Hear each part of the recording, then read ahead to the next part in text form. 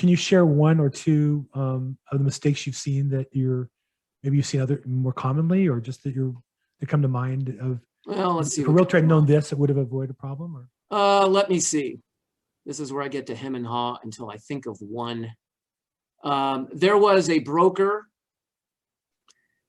who, okay, this happened a couple of times. There was a broker who gave all the assurances in the world that this was a pre-qualified buyer, and that this buyer had the funds in an account that were necessary for the entire purchase price, or that there was a surefire loan contingency that would have been, a loan contingency that would have been removed surefire because no problem getting a loan.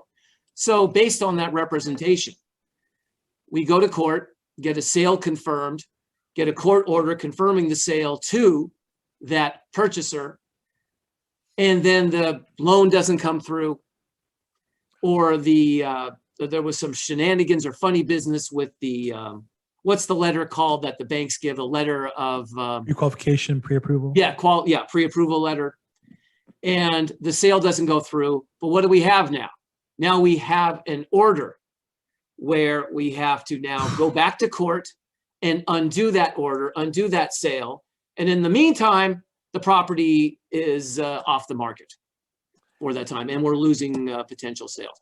That's actually happened a few times. So that's why it is so important to pre-qualify these buyers.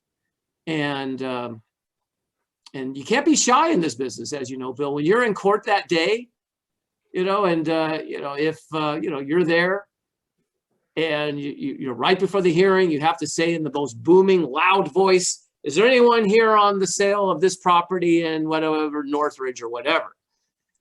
Okay, now you have to haul that buyer, that person, if anybody raised their hand, out, look at all the checks, look at the letters, make sure that they have enough checks to come up with the 10% of not only the coming into court bid, but the potential overbid. That's all got to be there, because you just don't want a situation where you have to go back into court. And then what happens if you go back into court? That's more attorney's fees. The client says, Jeff, you screwed up. You should have checked on that.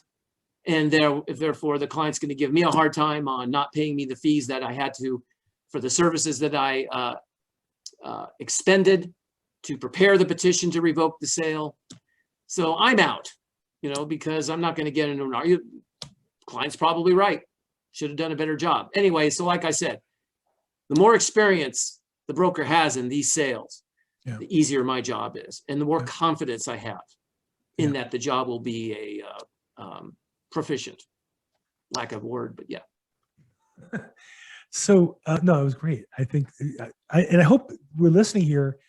You feel the stress and pain in those words, right? Because we think, oh, what's the big deal?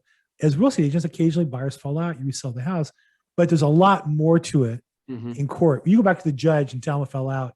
I've seen the judge isn't happy. The judge never is like, oh, that's no big deal. I got nothing better to do than cancel my order and do another one, right? No, sure. No, it's there is. I don't know how common this delusion is, but the thinking of the layperson is that they can just flag a judge walking down the courtroom hallway during the lunch hour and saying, hey, look, the sale fell through. Can you just sign here revoking or rescinding that prior order? Doesn't exactly work like that. Anytime you bring an action with the court, it's like a lawsuit. It's a lawsuit to have, meaning you want the court to do something or to order something, and to get a court to do or order something, they've got to bring process, and that process ain't cheap, and the process is a pain in the ass. So, and I'm just trying to think of some other things, Bill. Just, I will tell you that, I've seen you in court. You're in court for these probate sales way the hell more than I am. It's been a long time since I've done not a long time, but it's intermittent at best these days when I'm in court for a probate sale.